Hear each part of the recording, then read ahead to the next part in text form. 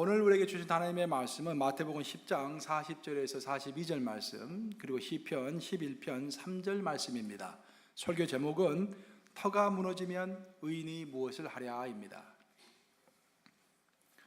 너희를 영접하는 자는 나를 영접하는 것이요 나를 영접하는 자는 나를 보내신 이를 영접하는 것이니라. 선지자 이름으로 선지자를 영접하는 자는 선지자의 상을 받을 것이요 의인의 이름으로 의인을 영접하는 자는 의인의 상을 받을 것이요. 42절과 시편은 함께 읽습니다. 시작. 또 누구든지 제자의 이름으로 이 작은 자 중 하나에게 냉수 한 그릇이라도 주는 자는 내가 진실로 너에게 이르노니 그 사람이 결단코 상을 잃지 아니하리라 하시니라. 터가 무너지면 의인이 무엇을 하랴. 살아계신 하나님의 말씀입니다. 제가 이제 목회를 하다 보면은요, 어떨 때는 꼭 해야 할 설교지만 하기 싫은 설교가 있어요. 그렇지만 꼭 하게 만드시는 또 설교가 있습니다. 지금 2018년도 마지막 주일인데, 마지막 주일은 당연히 1년을 결산하는 그런 설교를 하지요, 보통. 저도 매년 해왔고. 근데 언제부턴가 꼭 이 설교를 해야 하는데 그런 생각이 많이 머릿속에만 있었는데 2018년을 넘기지 말고 지금 해야겠다라는 강한 인도함이 있었어요. 그래서 오늘 좀 어려운 설교지만 여러분들이 착하고 좋은 마음으로 받고 축복받는 그런 시간 되시기를 우리 주님의 이름으로 축복합니다. 네, 오늘 설교는 권위에 관한 설교입니다. 오늘 시편에서 그렇게 이야기하고 있죠. 터가 무너지면 의인이 무엇을 하랴. 터가 무너지면, 질서가 무너지면, 권위가 무너지면 의인이 아무리 노력해도 의인의 행동이 영향을 발휘하지 못한다, 그런 말입니다. 신앙생활에는요, 두 가지 주축돌이 있습니다. 신앙이 아니라 신앙생활을 이야기했을 때, 믿음이 아니라 신앙생활을 우리가 봤을 때 신앙생활에는 크게 두 개의 주축돌이 있습니다. 하나는 부정적인 것이고 부정하는 것이고, 하나는 긍정하는 것입니다. 이 부정하는 것은 자기를 부인하는 것입니다. 그렇죠? 우리는 자기를 부인할 때 비로소 이제 신앙의 어떤 이제 과정 가운데 들어가는 것입니다. 거기서부터가 이제 우리가 걸음마를 시작하는 것이죠. 자기를 부인할 줄 모르는 사람은 아직도 이제 기어다니는 어린아이의 유아 수준의 신앙생활을 하고 있는 것이죠. 자기를 부인하면서 자기 십자가를 지는 그 상태가 바로 이제 성인이, 청년이 자기 혼자 살아갈 수 있는 그런 신앙 상태가 된 것이죠. 반면에 성경은 또 하나 우리가 긍정하고 받아들이고 인정해야 할 것을 또 한 가지 이야기합니다. 그것은 순종의 정신입니다.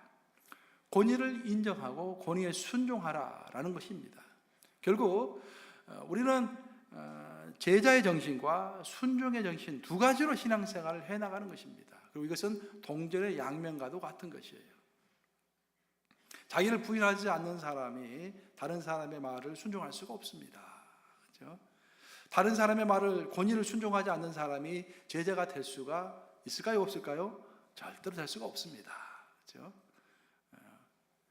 그래서 우리가 영적으로 성숙한 사람이다, 또 영적으로 성숙을 갈망한다 하면은 이 두 가지, 자기를 부인하는 것과 권위를 긍정하는 것, 이 두 가지를 피할 수가 없는 것입니다.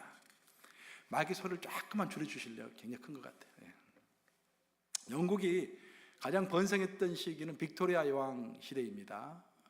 빅토리아 여왕은 어렸을 때부터 이제 왕실에서 교육을 잘 받았죠. 그 왕실 교육이 굉장히 엄했다고 합니다. 근데 빅토리아 여왕이 이제 소년 시절 때 교육을 받는데 두 가지를 왕실에서 못하게 했다고 합니다.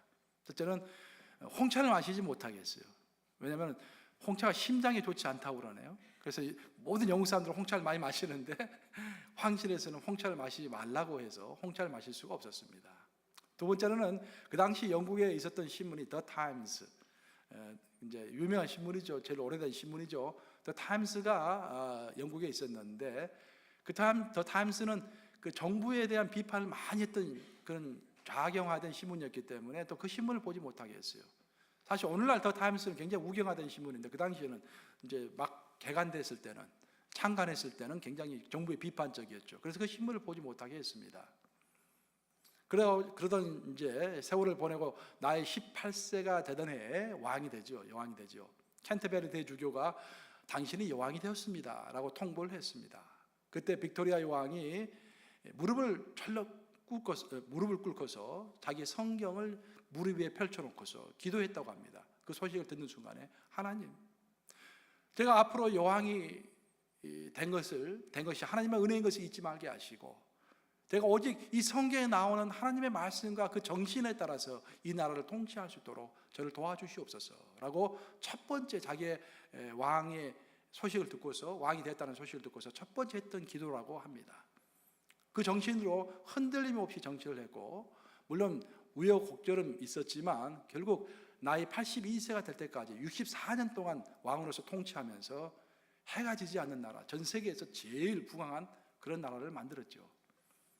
그런데 빅토리아 여왕이 이제 이런 일이 있어요. 왕이 되고 나서 첫 번째 어전 회의를 합니다. 신하들 다 모아놓고 이제 회의를 해요. 근데 첫 번째 주문이 뭐였냐면은, 신하들에게 너희는 가서 홍차 한 그릇과 더 타임즈 신문을 가져오너라, 다 그렇게 이야기를 해요. 그러니까 신하들 전부 긴장합니다. 이 말을 들어야 할지 말아야 할지. 근데 왕이 명령을 내리니까 안 들을 수가 없잖아요. 왕이 아니면 명령 안 들어도 되지만, 그래서 할 수 없이 신하들이 이제 조심스러운 마음에 걱정을 하면서 홍차 한 그릇과 The Times 그 날짜 신문을 가져옵니다. 그랬더니 이제 어떻게 한가 사람들 좀 보고 있죠. 이제 그 빅토리아 여왕이 그 신문을 자세히 쳐다보고 또 그 홍차 한 그릇을 자세히 쳐다본 다음에 빙그레 웃은 다음에 다시 이것을 가지고 가거라. 내가 왕이 되었는지 한번 시험해보고 싶어노라. 내가 실제로 왕이 됐는지 왕이 안 됐는지 이제 한번 시험해보고 싶어가지고 자기의 금지된 것을 가져오라고 했던 것입니다. 이것이 바로 세상이 칭송하는 권위입니다. 성경이 말하는 권위에 대해서 다시 나중에 이야기하겠지만, 최소한 세상에서 칭송하는 권위는 자기 절제, 자기가 할 수 있음에도 불구하고 하지 않는 것, 그런 권위를 세상은 칭송하는 것입니다. 오늘날 한국과 미국에서, 또 미국과 한국에서 가장 문제가 되는 것 중에 하나가 권위의 상실입니다. 권위의 추락이고 권위의 무너짐입니다. 공권력은 물론이고 회사에서도 가정에서도 권위가 무너지면서 사회 전체가 혼탁되어지는 그런 추세입니다. CNN을 봐도, MBC를 봐도, ABC 뉴스를 봐도, 폭스 뉴스를 봐도, YTN을 봐도, MBC 뉴스를 봐도 전부 다 트럼프 대통령 무너지는 소리, 문재인 대통령 무너지는 소리, 정부 비판, 그냥 회사 비판, 재벌 비판, 모든 비판의 연속입니다. 권위가 완전히 무너져가는, 상실해가는 그런 시대입니다. 우리가 회사에 가면은 직장 상사 알기로 우습게 합니다. 그렇죠? 우리 하고 싶은 이야기 다 하고 하는 거 다 해냅니다. 가정에서도 어린아이들이 어머니에게 아버지에게 대들고, 아버지 어머니는 또 어린아이들에게 꾸중하고, 이런 권위가 완전히 무너져가는 그런 시대를 우리가 살고 있는 것입니다. 그래서 오늘 본문인 시편 11편 3편에서는 터가 무너지면 의인이 무엇을 하리요? 라고 한탄하고 있습니다. 말씀이 무너지고 질서가 무너지고 권위가 무너지면 거기서 의인이 어떻게 행동할 수 있을 것이며 그 의인이 어떻게 열매 맺는 삶을 살 수 있을 것이냐라고 한탄하고 있는 것입니다. 보통 권위라는 것은 강함과 선함에서 나온다고 이야기를 합니다. 권위가 강함에서 나온다는 것은, 권위는 물에게서 나오는 것입니다. 힘에서 나오는 것이죠. 법에서 나오는 것입니다. 질서, 제도에서 나오는 것입니다. 그런 의미에서 권위는 강함에서 나온다라고 이야기합니다. 하지만 반면에 권위는 선함에서 나오는 것입니다. 권위는 내가 희생할 때, 윗사람이 희생할 때, 윗사람이 모범을 보일 때, 윗사람이 사랑할 때 그 사람을 리스펙트, 존경함으로 인해서 스스로 권위가 만들어지는 것입니다. 권위와 불가분의 관계를 가지고 있는 정치는 좋은 사람이 정치를 하는 것보다도 강한 사람이 정치를 하는 것이 좋다고 보통 이야기를 합니다. 물론 사람이 강하면서 좋으면 금상첨화겠지만 대부분 좋은 사람은 강하지를 못합니다. 그렇죠? 또 강한 사람은 좋기가 힘들어요. 그럴 바에야 강한 사람이 정치를 하는 것이 좋다라는 것이 정설입니다. 그럼 성경은 권위에 대해서, 이 세상 평가가 이렇게 이야기하는데, 성경을 그러면 권위에 대해서 어떤 이야기를 하고 있을까요? 성경은 강함과 선함을 논하기 이전에 성경이 말하는 권위라는 것은, 성경이 가장 강조하는 권위는 사람이 만드는 권위가 있고 하늘이 내리는 권위가 있다는 것을 성경은 가장 기본적으로 우리에게 말해주고 있습니다. 세상의 권위는 강함이 됐든지 선함이 됐든지 그 모든 뿌리가 사람입니다. 사람으로부터 인정을 받고 사람으로부터 동의를 받아야 거기서 권위가 나오는 거예요. 하지만 성경이 말하는 권위는 다릅니다. 하나님의 나라에서의 모든 권위는 하나님으로부터 나올 줄로 믿습니다. 믿는 것이 아니라 성경에 그렇게 적혀져 있어요. 모든 권위는 하나님으로부터 나온다라고 말하고 있는 것입니다. 바로 그래서 우리가 하나님이 세우신 권위를 존중하지 않을 때 우리가 마땅히 그 권위자를 통해서 받을 수 있는 축복을 놓치게 되는 것입니다. 정말 안타까운 거예요. 우리 하나님이 원하시는 삶은 풍성한 삶입니다. 예수님이 말씀하셨잖아요. 내가 풍성한 삶을 살기를 원한다고 말씀하셔 주셨지 않습니까? 근데 풍성한 삶을 주기를 원하는데 그 풍성한 삶을 내 스스로가 맡고 있는 요인들이 몇 가지가 있습니다. 그 중에 하나가 권위를 인정하지 않음으로써 그 권위자를 통해서 내가 받아야 할 축복을 받지 못하는 것입니다. 더 나아가서 우리가 권위자를 순종하지 않을 때, 권위자를 존중하지 않을 때 우리의 삶과 신앙이 위태로워질 수도 있습니다. 구약에 나오는 고라의 이야기와 구약에 나오는 압살롬의 이야기를 우리는 너무도 잘 알고 있습니다. 신약에 나오는 데메드리오 이야기와 후메네오의 이야기를 우리는 너무도 잘 알고 있습니다. 이 모든 것이 무엇을 이야기합니까? 그들은 사람에게 대항했습니다. 하지만 성경은 풀이하기를 그들이 하나님께 대항했다고 이야기합니다. 분명히 그들은 모세에게 대항했고 바울에게 대항했고 다윗에게 대항했지만 그들은 하나님께 대항했다고 성경은 이야기하는 거예요. 그리고 그들의 대항을 통해서 그들의 인생은 굉장히 이태로워졌던 것입니다. 오늘 마태복음 본문에서 예수님이 12제자에게 이렇게 말씀하시죠. 너희를 영접하는 자는 나를 영접하는 것이요 나를 영접하는 자는 나를 보내신 자를 영접하는 것이라. 예수님께서 12제자를 파송하면서 전도여행을 보내시기 직전에 하신 말씀입니다. 너희가 어디에 가든지 만약 어떤 사람들이 너희를 영접하면은 곧 나를 영접하는 것이다. 너희를 보낸 나 예수를 영접하는 것이다. 어떤 사람이 나 예수를 영접하면은 나를 보내신 하늘에 계신 성부 하나님을 영접하신 것이다. 그렇게 이야기하시는 거예요. 다시 말해서 예수님이 보내주신 주의 종들에게 순종하는 것이 예수님께 순종하는 것이요, 우리가 예수님께 순종하면은 그 순종을 통해서 예수님을 보내신 하늘에 계신 우리 진짜 하나님 성부 하나님을 순종하는 것이다 라고 말하는 것입니다. 하나님이 보내신 주의 종을 인정하고 순종하는 것이 얼마나 중요한지는 한나의 이야기를 보면 너무도 잘 나와 있습니다. 여러분들이 먼저 아셔야 할 것은 뭐냐면 사무엘상을 보시면 한나의 이야기가 상당히 길게 언급이 됩니다. 근데 한나의 이야기 아무리 길게 언급이 돼도 한 가지를 빠뜨리면 그냥 무의미한 이야기가 되어버려요. 그래서 한나의 이야기를 읽을 때는 반드시 한 가지를 기억해야 합니다. 그 한 가지가 뭐냐면은 한나가 지금 임신을 하지 못해요. 그래서 이제 그 다른 자기 남편의 다른 아내들로부터 이렇게 공격을 많이 받죠. 비판도 많이 받고 힘들었어요, 마음이. 그래서 그 억울한 심정을 가지고 멀리에서 걸어서 하나님의 성막이 있는 곳까지 왔습니다. 그리고 그 하나님의 성막에서 정말 마음에 온통한 마음을 가지고 눈물을 흘리면서 하나님께 기도했어요. 근데 옆에 사람들이 좀 많이 있었는가 봐요. 그래서 큰 소리는 내지 못하고 마음으로만 끌고 입은 그냥 소리 내지 못하고 벙긋벙긋 하면서 이렇게 이제 기도를 했어요. 그러니까 거기에 대제사장이었던 그날의 최고의 영적 권위자였던 엘리 제사장이 멀리서 그 모습을 봅니다. 그리고 착각합니다. 저 여자가 술을 마셨구나. 그리고 다가가지고 이야기합니다. 너가 언제까지 이렇게 취해 있을 것이냐, 이제 포도주를 끊어라 라고 이야기를 해요. 입장을 바꿔서 여러분들이 지금 한나라고 한다면 속으로 어떤 생각이 들겠어요? 아니 이 사람이 미쳤나? 지금 나는 온통한 마음을 가지고 간절히 지금 며칠째 금식기도 하고 있는데 우리 목사님은 지금 내가 그런 금식기도 중인 것도 모르고 내가 이렇게 온통한 마음으로 기도하는 것도 모르고 영적으로 완전히 둔감하시구나, 나에게 무관심이시구나, 내 삶에 대해서 관심도 없구나. 우리 목사님은 보통 그렇게 생각할 것입니다. 그러면서 내가 이 교회 다니는가 봐라, 다음 주도 교회 옮긴다. 목사님이 제일 무서워하는 말이 교회 옮긴다는 말.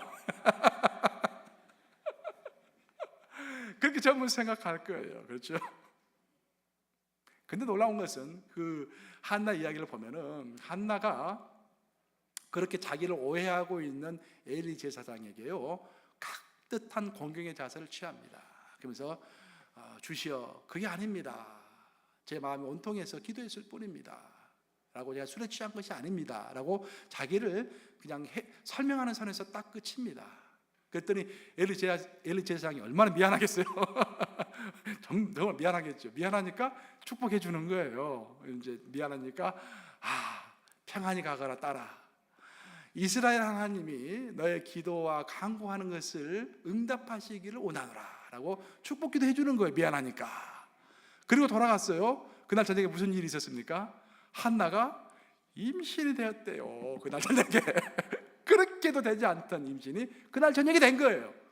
누구를 통해서? 그 무감각하고 무관심한, 영적으로 둔감한 그런 엘리 제사장을 통해서 그 엘리 제사장이 축복의 씨앗을 뿌린 거죠. 그 축복의 씨앗을 통해서 그날 임신이 된 것입니다. 한나 이야기가 상당히 길게 언급이 되는데 그 부분을 빼버리면 한나의 이야기는 왜 나와 있는지 설명이 안 돼요. 그것을 가르쳐주기 위해서 성경에 한나 이야기가 길게 나온 것입니다. 결국 엘리 제사장이 축복을 해야만 했어요. 그래야만이 사무엘이 태어날 수 있었던 것입니다.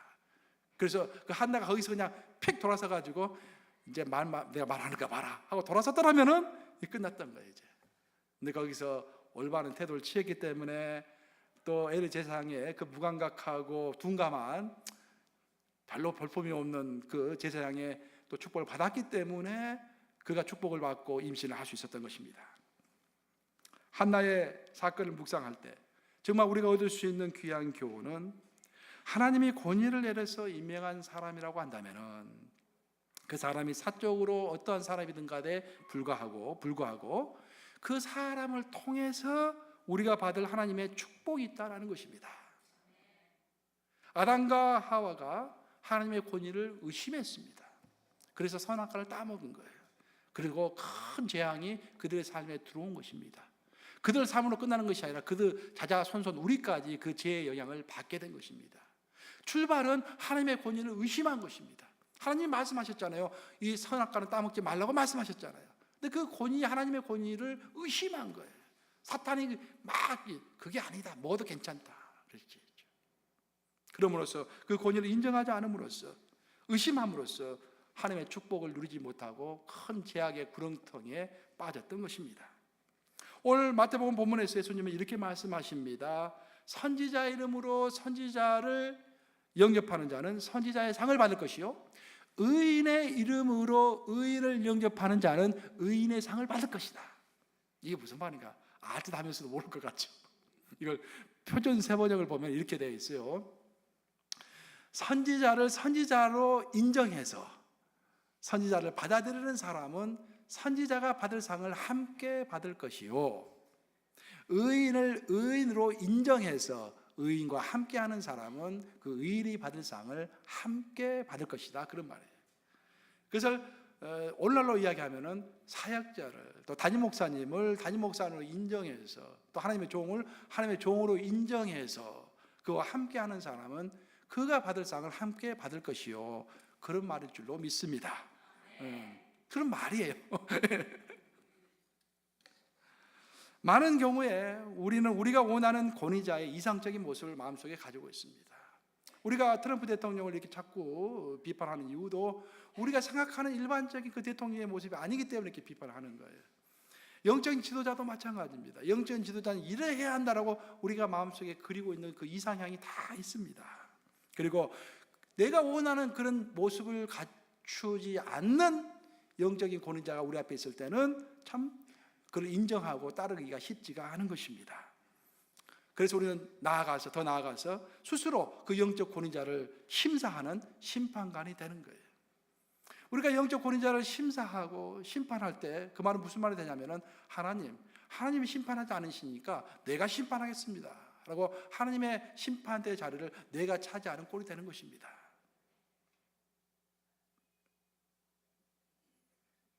열왕기하 5장에 보시면은 나만 장군의 이야기가 나오고 있습니다. 나만 장군은 아람 제국의 총사령관이었습니다. 군대 장관 하니까 총사령관인 거죠.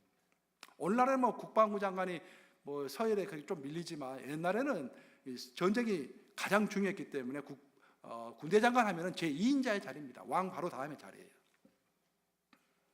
그런데 이제 그 나만 장군이 나병에 걸려 있었어요. 낫고자 했지만 낫지를 않습니다. 그러다가 이스라엘에 엘리사라는 사람이 있다는 소리를 들었어요. 그 엘리사가 손을 쥐면은 병이 낫는다라는 그런 소문을 들은 거예요. 그래서 그는 공식 루트를 통해서 자기의 왕을 찾아갑니다. 아람 왕을 찾아가서 왕이시여, 이스라엘에 엘리사라는 사람이 있다는데 내가 한번 가봐야겠습니다. 왕이 추천서를 써가지고 이스라엘 왕에 좀 보내주시옵소서. 그래서 아람 왕이 자기의 제2인자인 그 나만 장군의 이야기를 듣고서 추천서를 써줍니다. 그 추천서가 이스라엘 왕에게 배달이 됩니다. 이스라엘 왕은 그 추천서를 다른 나라 국왕의 추천서를 읽고서 엘리사에게 그를 인도합니다. 나만 장군은 이렇게 국가적인 공식적인 루트를 통해서 이제 엘리사를 만났기 때문에 엘리사가 자기를 극진하게 대접할 것이라고 기대를 했습니다.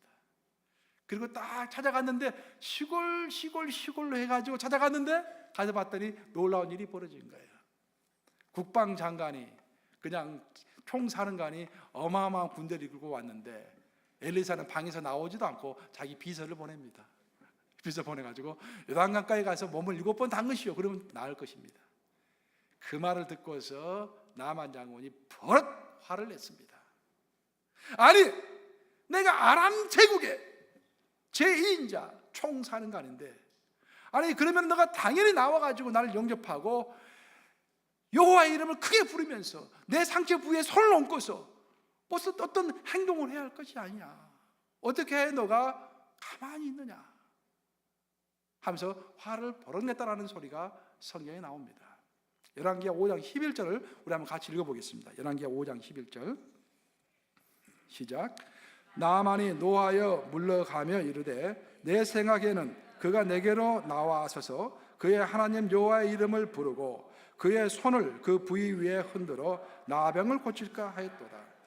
여기서 가장 키포인트는 내 생각에는 이란, 내 생각에는 그렇죠? 나만이 노하여 물러가며 이르되 내 생각에는, 내 생각, 다 자기 생각이 있는 거예요. 영적 지도자는 이렇게 해야 한다는 그 생각이 있는 것입니다. 정치 지도자는 이렇게 해야 한다는 생각이 있는 거예요. 내 생각이 있는 거예요. 내 생각에는 그가, 엘리사가 내게로 빨리 나와서 나를 영접하고 큰 소리로 자기 하나님 여호와의 이름을 부르면서 그의 손을 내 상처 부위에 올려서 흔들고 해야 하는 거 아니냐, 그 정도는 해야 하는 거 아니냐 라고 이야기하는 거예요. 그래서 그거 하지 않았다고 자기 돌아가겠다고 자기 나라로 돌아갑니다. 천만 다행으로 나만 장군은 좀 좋은 신하들이 옆에 있었던 것 같아요. 그래서 보통 이제 자기 지도자가 그렇게 화가 나면 옆에서 말로 제대로 못하는데 옆에 이제 부하들이 장군님 그렇게 하지 마십시오. 우리가 여기까지 왔는데 한번 들어보십시다. 해서 간신히 설득을 시켜가지고 나만 장군이 요단강에서 내려가서 몸을 7번 담그죠. 그리고 그의 나병이 다 낫는 것을 체험하게 됩니다. 14절 그 보면 열왕기사 5장 14절 보면 그렇게 이야기가 나와요. 나만이 내려가서 하나님의 사람의 말대로 요단강에 7번을 몸을 잠그니 그가 나았더라. 여기서 강조하는 것은 뭐냐면은 하나님의 사람의 말대로라는 말입니다. 11절에는 내 생각에 따르면은 이라고 했죠. 근데 14절에는 하나님의 사람의 말대로라고 되어 있어요. 내 생각과 하나님의 사람의 말이 대조되어서 나오면서 우리에게 큰 교훈을 주는 것입니다. 원래 나아만은 요단강보다는 자신의 고향에 있는 훨씬 더 큰 강인 다메섹 강에 몸을 담그는 것이 더 나을 것이라고 소리쳤던 사람입니다. 이제 성지순례 우리가 이번에 4월 달에 가죠. 가보시면 알겠지만 요단강이 진짜 조그맣습니다. 근데 다메섹 강은 큰가 봐요. 다메섹 강은 가보지 않았지만, 그래서 이런 하찮은 강보다 내 생각에 따르면은 훨씬 크고 멋있고 좋은 강인, 또 위험이 있어 보이는 다메섹 강에다가 내가 몸을 담그겠다라고 했던 사람이 나아만입니다. 만약 나아만이 자기 생각에 따라서 요단강에 몸을 담그지 않고 다메섹까지 돌아가서 거기서 7번을 몸을 담갔다면은 어떻게 됐겠습니까? 병이 나았겠습니까? 아니죠. 감기를 걸렸겠죠. 감기. 몸이 나은 게 아니라 감기 걸렸겠죠. 사랑하는 여러분, 우리로 하여금 권위에 순종하지 못하게 하는 또 다른 한 가지 오해를 말씀드리고 설교를 마치고자 합니다. 우리가 왜 영적 권위에 순종하기 쉽지 않은가? 그것은 은사와 직분을 구별하지 못하기 때문입니다. 은사와 직분을 잘 구별하셔야 돼요. 교회 출석하는 많은 성도들 중에서요, 사역자들보다도 훨씬 더 뛰어난 은사를 가진 사람들이 많습니다. 그렇죠? 어떤 기도의 은사가 됐든지, 궁일의 은사가 됐든지, 병 고침의 은사가 됐든지, 애언의 은사가 됐든지, 사역자보다도 훨씬 뛰어난 은사를 가진 사람이 많이 있습니다. 능력도 마찬가지예요. 사역자보다 훨씬 더 뛰어난 능력을 가진 사람들이 얼마나 많습니까? 그런데 그 뛰어난 능력과 그 뛰어난 은사를 가진 사람을 돌보는 사람이 누굽니까? 사역자들인 거예요. 하나님께서 목회자를 통해서 그 은사 많은 사람들을 다스리라고 이끌라고 하나님께서 주신 것입니다. 우리는 모세의 누나인 미리암과 그 형이었던 아론의 이야기를 잘 알고 있습니다. 아론과 미리암은 이제 모세의 누나였고 아론은 모세의 형이었죠. 근데 그들도 영적 은사가 대단했던 사람들이에요. 미리암은 애언자라고 했죠. 그렇게 애언도 하고 하나님부터 큰 은사를 받은 사람이었어요. 아론은 말할 것도 없고요. 가만히 봤더니 근데 모든 권위는 모세만 갖고 있거든. 가만히 보니까. 그래서 그들이 화가 났습니다. 그래서 아론은 모세에게 대들었어요. 너만 하나님하고 같이 하느냐? 하나님이 우리하고도 함께 하신다 라고 하면서 모세의 권위에 대항한 것입니다. 그들이 알지 못했던 것은 뭐냐면은 그들이 그 출중한 은사를 가지고 있었던 사람들이지만 그 출중한 은사를 가진 두 사람을 이끌도록 하나님으로부터 부름받은 사람은 다름 아닌 모세였습니다. 은사는 은사이고 직분은 직분인 거예요. 아론과 미리암은 은사와 직분을 구별하지 못하고 스스로 높아져서 하나님이 자기들을 위해서 세워놓으신 그 권위를 인정하지 않았던 것입니다. 그러자 성경을 읽어보면 하나님은 아론과 모세를 갑자기 불렀다라고 이야기도 합니다. 갑자기라는 말이 나와요.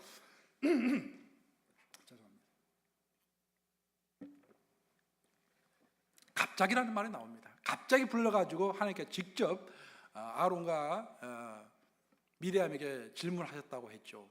뭐라고 질문했냐면은 너희가 어찌하여 내 종 모세 비방하기를 두려워하지 아니하느냐? 왜 너희는 그렇게 두려움이 없느냐?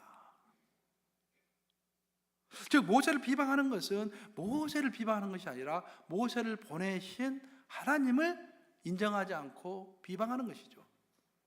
여러분, 하나님을 우리가 비방하고 인정하지 않고 대들 수가 있겠습니까, 여러분? 안 하죠. 왜? 두려우니까. 근데 어찌하여 너희가 내가 보낸 내 종 모세를 두려워하지 않느냐?